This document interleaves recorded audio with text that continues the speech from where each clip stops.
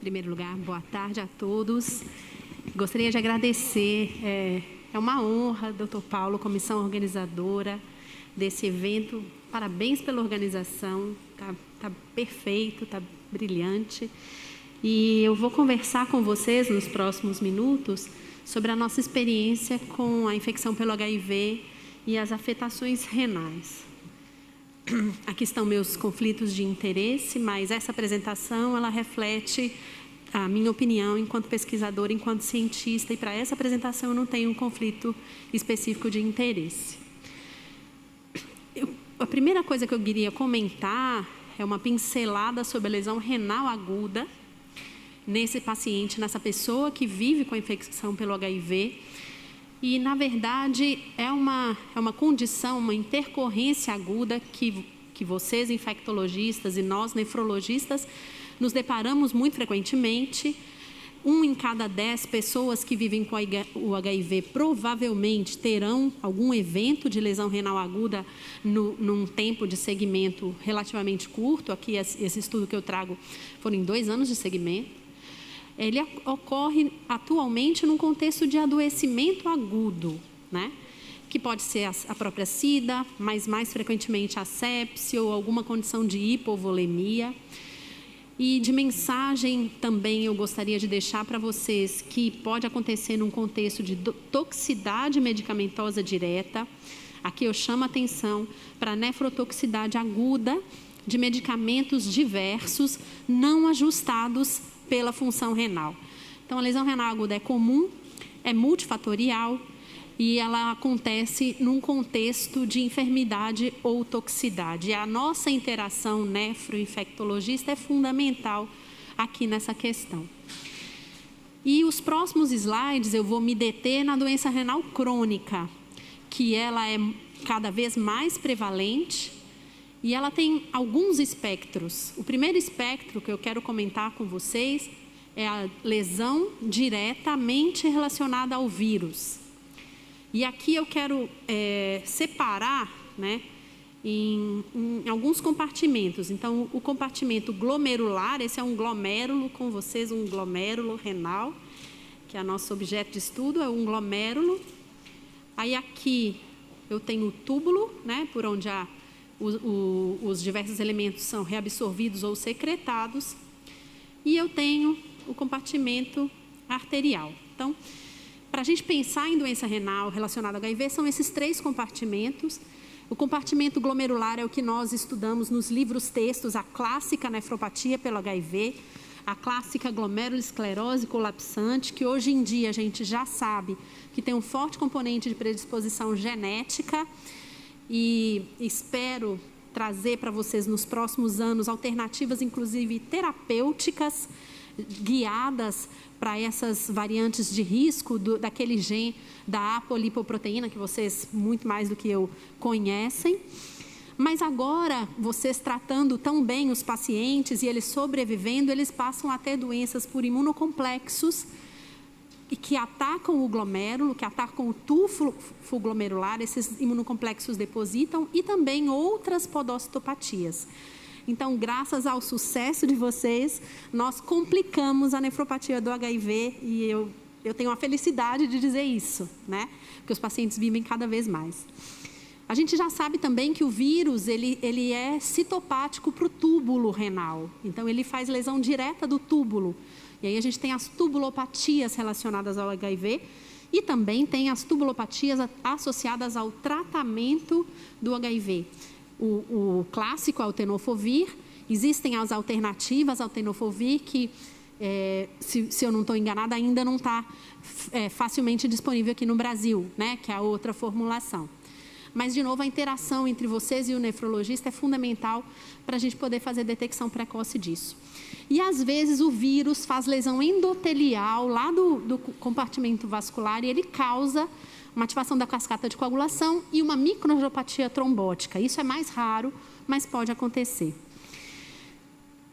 E, além do HIV, nós temos a pessoa que vive com o HIV e todas as suas comorbidades. Então, eu acredito que a nossa interação vai ser cada vez maior para essa pessoa que tem diabetes, que tem hipertensão, que tem doença cardiovascular, que está acima do peso, que herdou algum fator genético de pior prognóstico em termo renal, que fuma, que usa outras drogas e que envelhece graças ao bom trabalho de vocês. Então, a doença renal crônica, além do HIV, se a gente estivesse falando isso na década de 80, 90, a minha apresentação terminaria no segundo slide. Mas, a partir de agora, a gente tem todas essas complicações. E aí eu não vou perder meu emprego, né? E isso mudou tanto que esse trabalho, publicado em 2022, avaliou biópsias renais de pessoas que tinham infecção por HIV controlada, mas tinha proteinúria ou elevação de creatinina. E vejam, senhores, que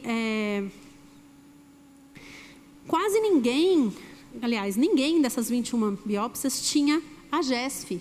Nenhuma biópsia tinha aquela GESF colapsante. E tinha rim normal, tinha diabetes, tinha membrana proliferativa. Então, a doença renal da atualidade, ela é essa, multifatorial e multifacetada. E, muito bem, então, nós estamos no consultório, atendendo um paciente, o que eu vou fazer com isso tudo?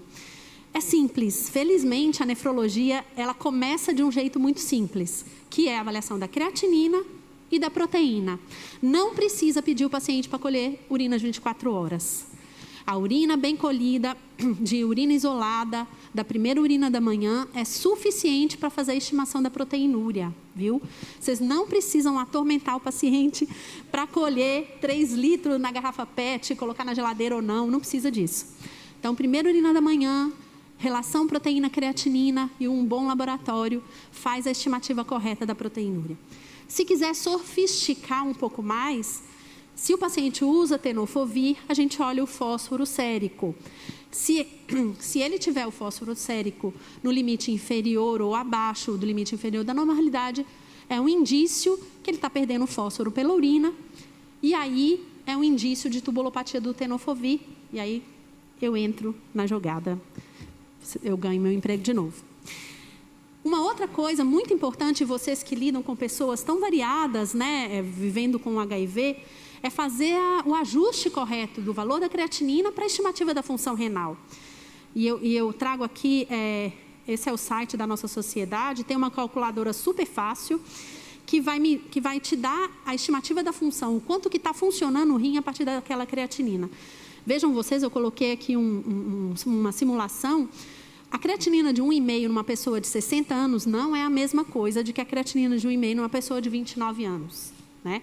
E facilmente, com essa fórmula que está disponível online, vocês conseguem perceber essa nuance, e isso vale, inclusive, para ajuste de medicação.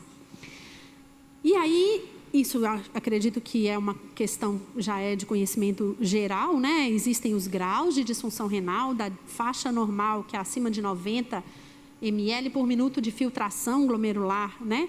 Até menor que 15, que é a indicação de diálise ou transplante, e todas essas faixas coloridas, cada uma com uma implicação. A doença renal crônica é o indivíduo que tem persistentemente a função renal menor de que 60 ml por minuto. Os leigos falam menor que 60%. Né? Então, menor que 60 ml por minuto, esse indivíduo tem a doença renal crônica e ele precisa, no mínimo, de uma conversa entre especialistas. Esse é das minhas publicações do meu trabalho de doutorado. Eu avaliei 4.500 pessoas do ambulatório de pessoas vivendo com HIV do Hospital Clínico de Barcelona. E foi a primeira vez que nós fizemos uma avaliação da função renal sistemática do ambulatório. Os pacientes colhiam creatinina, óbvio, eles eram cuidados por seus infectologistas, mas olhar a prevalência da doença renal crônica naquele ambulatório foi a primeira vez em 2017. E vejam, senhores, que 25% dos pacientes que estavam vivendo com a infecção tinham função renal reduzida. E 3% já tinham a doença renal crônica.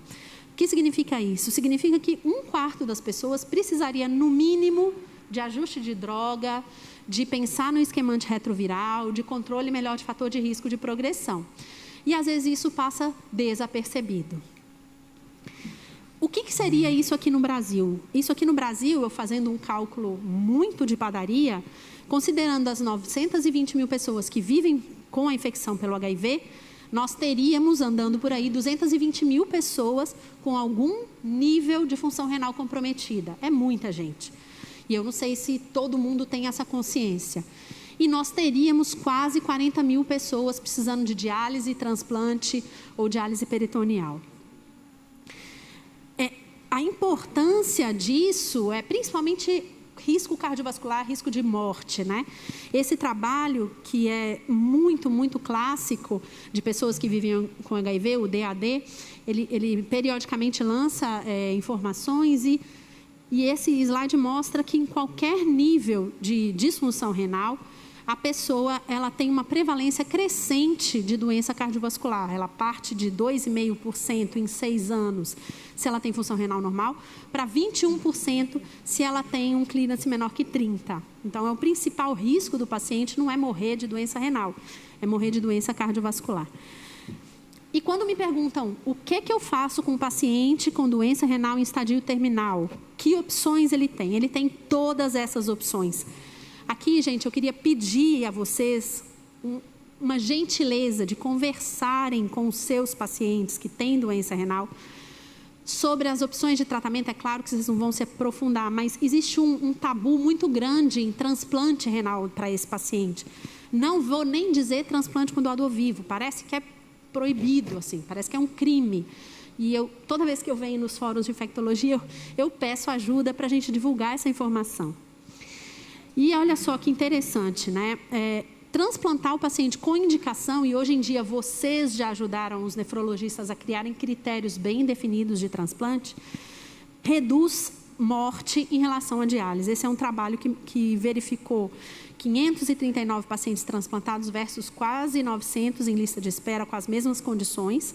E a partir de meio ano depois do transplante, o paciente já ganha anos de vida em relação a permanecer em diálise. Então, o transplante bem indicado realmente aumenta a expectativa de vida desse seu paciente.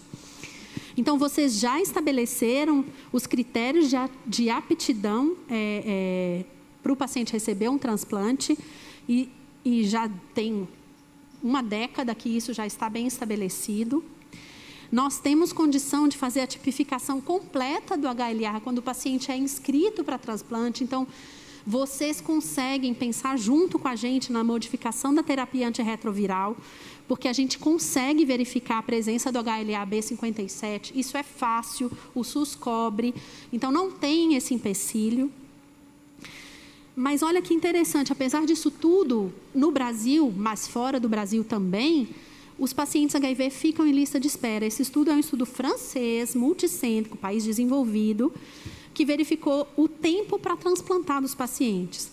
E as pessoas que vivem com HIV, nas mesmas condições, todo mundo transplantou, não é que eles não transplantaram, todo mundo transplantou. Mas quem tem HIV esperou 4,3 anos e quem não tinha esperou 2,8 anos. E não é por falta de condição clínica, geralmente é por falta de referenciamento para o centro de transplante.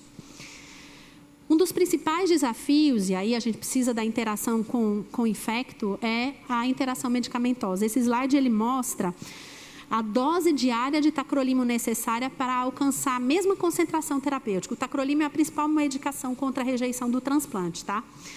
E vejam vocês que se eu preciso de 0,1 miligrama por dia de tacrolimo e não HIV, eu preciso de uma dose 14 vezes menor para alcançar a mesma concentração em quem toma inibidor de protease. O que isso significa? Geralmente eu dou 1 miligrama 2 vezes ao dia para o paciente transplantado de tacrolimo que não toma ritonavir. Se ele toma ritonavir, ele toma um comprimido de 1 miligrama a cada 20 dias. É um absurdo a interação. E é interessante que eles falam, doutora, quando eu tomo, me dá um fogo, me dá um latejamento na cabeça. Eles fazem neurotoxicidade aguda, tamanha interação. Então, realmente, o inibidor de protease é uma questão. A Simone, eu queria prestar um agradecimento assim, público, que todo dia quase a gente conversa sobre os pacientes mais complicados, pacientes com falha terapêutica. Dá para transplantar, mas aí eu vou precisar muito mais de vocês junto com a gente, mas dá para transplantar. E na vida real, esse foi o meu segundo trabalho do doutoramento, nós avaliamos os pacientes transplantados espanhóis e os pacientes transplantados brasileiros. E o que eles tinham de diferente, né? Isso eu comecei a fazer em 2014. De lá para cá, felizmente, muita coisa mudou. Então, dos 8.700 pacientes transplantados que o Hospital do Rim tinha em acompanhamento, 39 tinham infecção por HIV. E lá na Espanha, dos 1.400 que eles tinham transplantado, 15 tinham HIV. Então, a primeira coisa é o acesso. A gente faz 8 vezes mais transplante, né? Mas a gente tinha 3 vezes menos pacientes com HIV. Isso não tem sentido. Isso não tem sentido. O paciente HIV aqui, ele tem mais acesso à terapia antirretroviral do que lá. Lá é mais difícil chegar no infectologista. Ele não é mais grave aqui do que lá. Claro, tem doença tropical, mas não é isso. Isso é referenciamento, né? Então, mais uma vez, eu quero usar esse palanque, doutor Paulo, para chamar a atenção da interação que a gente precisa estabelecer, né? E aqui, o que acontecia? Aqui o meu paciente rejeitava mais. Olha que interessante, 31% dos meus pacientes rejeitavam contra 13% na Espanha. 5 dos meus pacientes, 5% deles, não, 5 pacientes precisaram de resgate de terapia de rejeição. E 12 pacientes rejeitaram depois que eu mudei o regime imunossupressor. Mas por que diabos eu mudei o regime imunossupressor? Eu mudei o regime imunossupressor porque eu não podia mudar naquela época a pauta antirretroviral. Eu não podia tirar o ritonavir naquela época, 2014, agora eu posso. E lá eles faziam isso, o paciente transplantou, conversa com o infecto, vê se tem resistência, vê se pode tomar outra medicação e troca na primeira semana do transplante. E lá eles não rejeitavam e aqui eles rejeitavam. Nos 2 países, eles não têm doença oportunista, 0% tuberculose, 0% pneumocistose, 0% de criptococose. Nos 2 países, eles têm infecção respiratória e infecção do trato urinário. Então, não é diferente. O paciente aqui não é mais grave do que o paciente do mundo, vamos dizer assim, desenvolvido. Para terminar, e eu não queria terminar, mas a gente precisa, uma questão assim um pouco preocupante, mas ainda não tem novos estudos, a gente precisa estudar isso, mas essa única publicação do grupo francês, muito elegante, de 2014, aqui é um glomérulo, lembram daquele glomérulo que eu mostrei para vocês? Esse é o glomérulo, de outro jeito, normal, tá? Acreditem em mim, essas são as células da alça capilar, aqui tem célula mesangial, tem bastante coisa aqui, mas esse é um glomérulo normal. E aí eles olharam o RNA do HIV em pessoas que tinham HIV, transplantaram com carga viral indetectável, permaneceram com carga viral indetectável durante todo esse período, mas apareceram com proteinúria, X. Eles não tinham anticorpo contra o doador na época dessa biópsia, e aí eles foram olhar se tinha o RNA do vírus HIV nesse rim transplantado.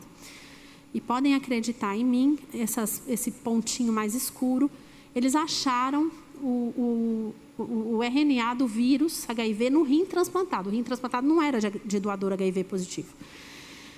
Então, houve a hipótese de que o paciente com carga viral indetectável pode ter uma circulação viral do HIV residual e que o rim, mesmo o rim transplantado, pode passar a ser um reservatório e mais, esse HIV pode fazer dano tubular direto ou glomerular direto a esse novo órgão. Nunca mais isso foi replicado, isso precisa ser estudado e espero daqui a algum tempo poder trazer novidades. Por fim, tem um risco desconhecido e pouco percebido, que é o risco da aquisição da infecção depois do transplante. Então, muito bem, transplantamos pessoas, essas pessoas voltam para a sua vida, que é o que a gente quer, inclusive os hábitos de risco, né? E nós fizemos essa avaliação, então, nos 12 mil transplantados de rim, naquela época, em 2018, nós encontramos 7 pessoas com infecção por HIV depois do transplante aqui, e lá 2 pessoas. A maioria dessas pessoas, 6 de 9 pessoas, tinha mais de 5 anos de transplante. Todos adquiriram via sexual e a maioria via heterossexual. 5 de 9 diagnosticaram HIV em estadio CDC3, com AIDS graves, doença grave. O HIV foi pensado por causa da gravidade da condição clínica. Eu tive 2 óbitos por SIDA. Isso aqui é quase uma afronta, né? Você transplanta um paciente, devolve o paciente para a sociedade e ele morre de AIDS. Isso não me parece razoável.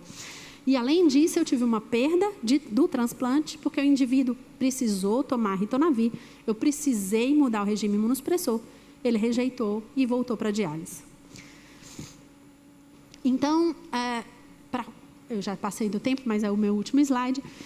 A colaboração, eu acho que é a mensagem aqui principal. Participar desse fórum com vocês, para mim, é uma honra.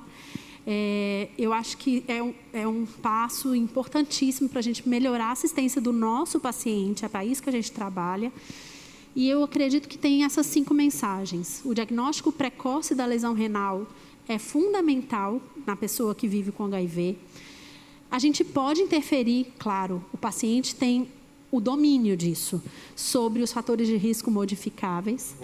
A gente pode aconselhar o paciente sobre a melhor terapia renal substitutiva, que a priori podem ser todas. É preciso a gente conversar para manejar a prescrição desse paciente, para evitar interações medicamentosas. E o cuidado é crônico contra infecções da comunidade. A boa notícia é que vocês cuidam muito bem desses pacientes e eles não têm doença oportunista se eles são aderentes ao tratamento. Esse é meu e-mail, eu estou à disposição, gostaria de agradecer de novo e eu estou à disposição para perguntas. Obrigado.